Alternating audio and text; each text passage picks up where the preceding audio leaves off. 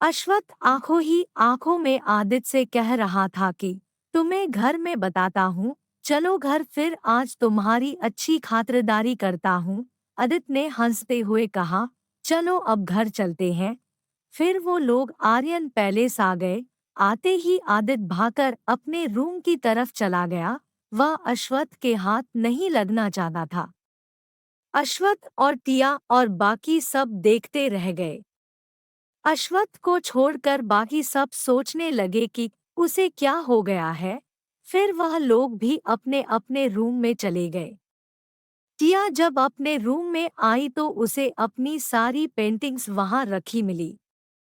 वह हैरान होकर देखने लगी, उसे लग रहा था कि वह सपना देख रही है। अश्वत्थ भी आ गया।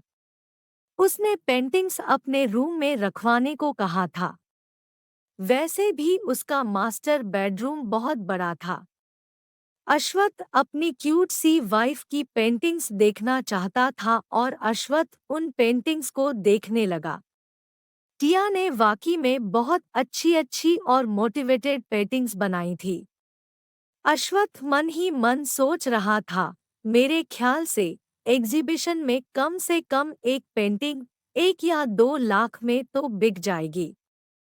हाँ, बिक जाएगी। यह पेंटिंग वाकई में बहुत अच्छी है। आंटी की पेंटिंग बहुत महंगी बिकती थी। चलो शुरुआती बिडिंग देख लेंगे, टिया बोली।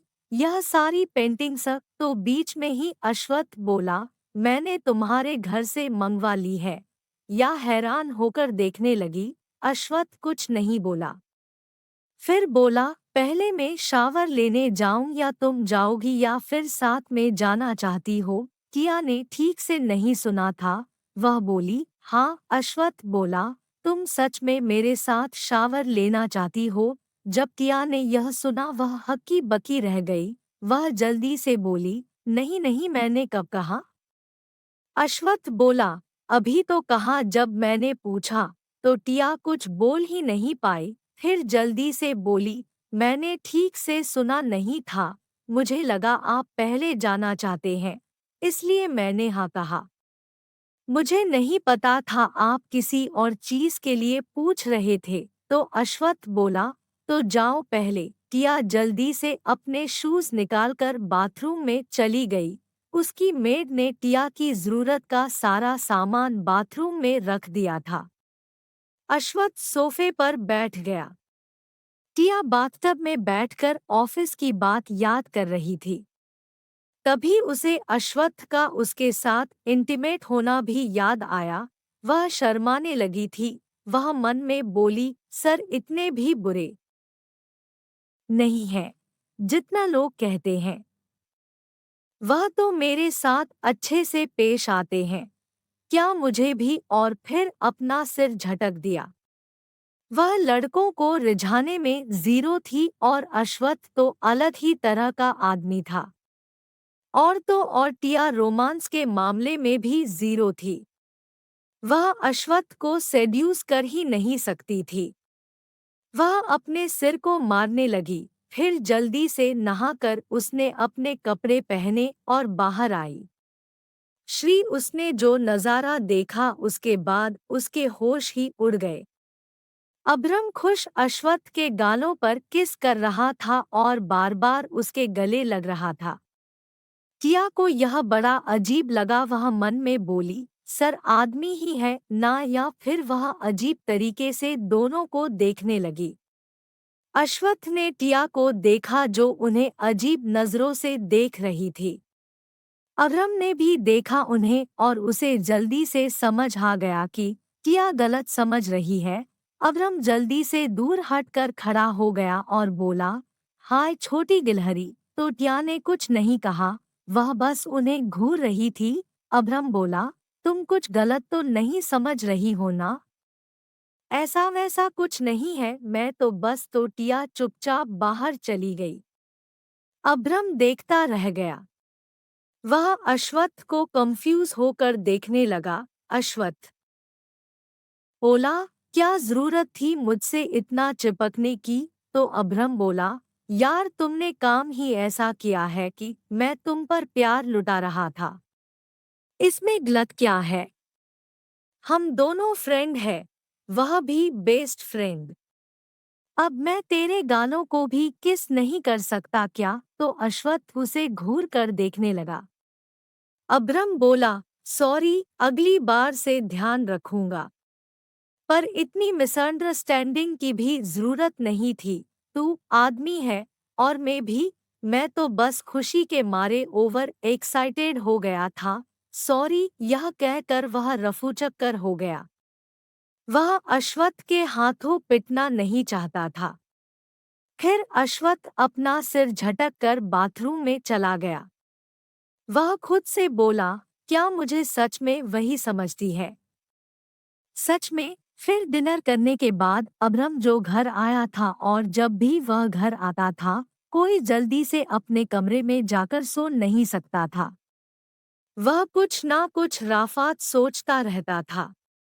वह बोला, जैसा कि मैं घर आया हूँ तो कोई भीम में जाकर नहीं सोएगा। तो ओरियन बोला, तुम जब भी आते हो खुराफात ही करते हो। तो अब्रम बोला, हाँ तो मैंने गेम डिसाइड किया है, और जब हमारे मोस्ट एलिजिबल बैचलर की शादी हो ही गई है तो उनकी श्रीमती जी को भी इसमें पार्टिसिपेट करना पड़ेगा। तो टिया हक्की बक्की होकर देखने लगी। अब्रम बोला, प्लीज। तो टिया मान गई। फिर कुछ देर बाद सब लोग टेरेस पर थे। वहां पर सबके बैठने के लिए अरेंजमेंट किया गया था। फर्श पर गद्दे बिछा दिए गए थे और चारों तरफ तकिए भी रखे थे और बीच में एक टेबल रखा था जिसमें अश्वत्थ के सबसे अच्छे कलेक्शन की वाइन रखी हुई थी। अश्वत्थ ने जब यह देखा तो वह बोला, तुम लोगों की इतनी हिम्मत, तुम लोग मेरी वाइन तो बीच में ही। अब्रम बोला, इतनी भी क्या कंजूसी, मरने के बाद अपनी वाइन को लेकर जाओगे? कंजूसी करना बंद करो। तुम्हारे कलेक्शन की 10 में से 2 ही बोतल लेकर आया हूँ।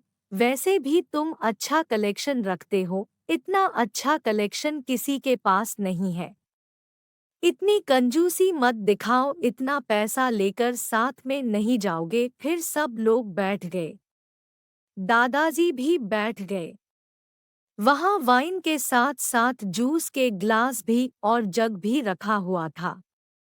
दादाजी बोले, तुम लोग बहुत बेकार के गेम खेलते हो। खुद तो खेलते हो और दूसरों को भी इसमें घसीटते हो। टिया दादाजी और आदित्य के बीच में बैठी थी। अश्वत्थ टेबल के दूसरी तरफ उनके सामने बैठा था। अब्रम बोला, तो गेम यह है कि यहाँ पर बैठा इंसान किसी भी कुछ भी पूछ सकता है। कुछ भी मतलब कुछ भी। और उस इंसान को सच देना होगा। तो सब लोग एक दूसरे को देखने लगे। अब्रम बोला, बस जनरल नॉलेज मत पूछना, उसके अलावा सब पूछ सकते हो। मैं जीके में वीक हूँ। तो आदित्य बोला, पक्का मैं वही पूछ लूंगा। तो अब्रम बोला, इसमें जीके नहीं पूछ सकते, यह रूल है। इस बात के जवाब में आदित्य ने बुरी सी हंसी वाला मुंह बना लिया। सब लोग क्या पूछना है यह सोच रहे थे। अब्रम बोला, ऐसे ही नहीं पूछना है, रुको। तभी एक मेड बाउल में बहुत सारे कलरफुल चिट लेकर आई और वो बाउल उनके बीच रख दिया और वह भी बैठ गई इस खेल को देखने के लिए। अब्रम बोला, जो झूठ बोलेगा, जो जवाब नहीं दे पाएगा या नहीं देना चाहेगा, वह वाइन पिएगा। एक जवाब के बदले 3 गिलास। दादाजी और भाभी के लिए जूस है। तो चलो स्टार्ट करते हैं। और बाउल के अंदर के चिटस को अच्छे से मिक्स किया और ओरियन को एक चिट निकालने को कहा। ओरियन ने एक चिट निकाली, उसे खोला, उसमें ओरमन का नाम लिखा था। अब्रम बोला, जिसका नाम लिखा है उससे क्वेश्चन करो। ओरियन मन में बोला, अब मैं इससे क्या क्वेश्चन करूं? हे भगवान! और फिर कुछ सोचते हुए बोला, ओरमन, क्या कभी लाइफ में तुम्हें किसी पर क्रश था? जब यह सवाल ओरमन ने सुना तो वह हक्का बक्का रह गया। अभ्रम बोला, झूठ नहीं बोलना है, वरना बता रहा हूँ, झूठ बोलना पाप है। नदी वारे सांप है, वही तुम्हारे डैड है। बाप ओल्ड फैशन हो गया है ना? तो ओरमन अभ्रम को घूर कर देखने लगा। ओरमन मन में बोला, ये आदमी बहुत चालू चीज है, और फिर अपनी गर्दन को अजीब तरीके से रब करने लगा। सब लोग उसे ही देख रहे थे। वह हिचकिचाते हुए बोला था, पर अब नहीं है। तो सब लोग ओरमन को ऐसे देखने लगे जैसे उन लोगों ने कुछ गलत सुन लिया हो। आदित्य ने सबसे पहले रिएक्ट किया और बोला, कौन थी वह? जल्दी बताओ।